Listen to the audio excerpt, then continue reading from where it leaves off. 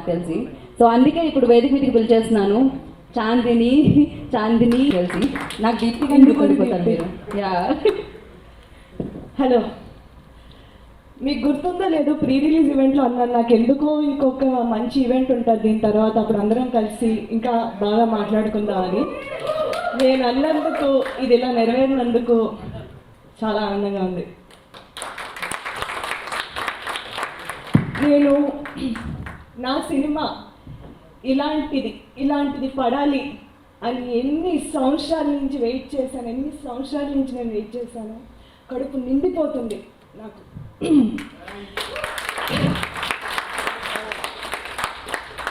Audience ఏడిస్తే చూడాలి అనుకునే ప్రతి డైరెక్టర్ సాడిస్ట్ కాదు సందీప్.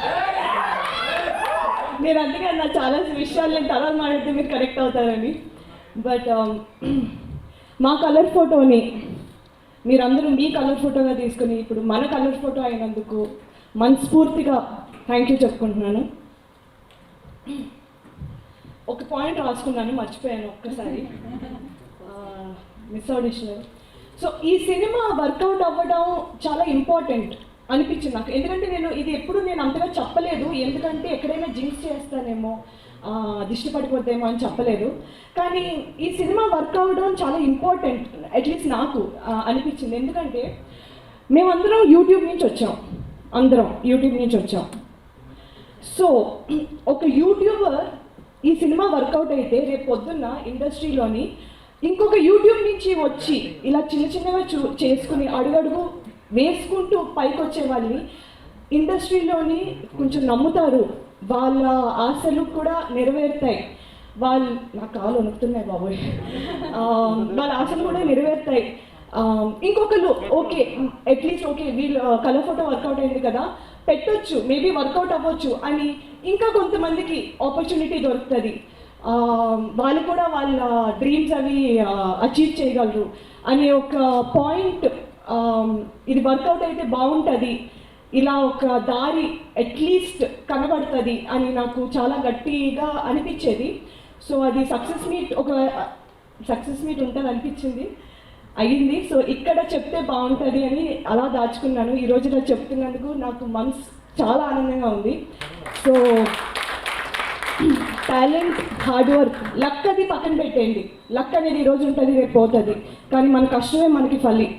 ఈరోజు మనం అందరం పడిన దానికి ఇక్కడి నించుని ఇలా గర్వంగా మాట్లాడే ఒక స్థాయికి వచ్చినందుకు నాకు చాలా చాలా చాలా మనస్ఫూర్తిగా చాలా ఆనందంగా ఉంది. థ్యాంక్ యూ సాయి రాజేష్ గారు and Benny, thank you so much. ఈ సినిమాని మా సందీప్ ఒక ఆలోచన తన కాస్టింగ్ అంతా నమ్మి ముందుకు వచ్చినందుకు thank you so much.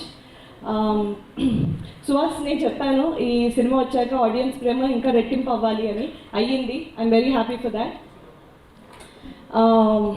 Sunil గారు మీ గురించి నేను ఎంత చెప్పినా తక్కువే అండి. Harsha, I'm so happy. మళ్ళీ చెప్పనా? నువ్వు రాలేదు, నేను చెప్పాను. హర్షతో ఎప్పుడెప్పటి నుంచో వర్క్ చేయాలి, ఎప్పుడు బయటకు కనిపించినా హర్ష మనం కలిసి వర్క్ చేయాలి అనుకునేదాన్ని. సో మళ్ళీ హర్షతో వర్క్ చేసేందుకు చాలా ఆనందంగా ఉంది. మా సినిమాలోని 2 very beautiful and powerful ladies, మా దివ్య దట్ ఈస్ పద్దు అండ్ విద్య అంటే మా వదిన. మీరు ఈ సినిమాకి తెచ్చే వాల్యూ సినిమా చూసే ప్రతి ఒక్కరికి తెలుసు. Thank you.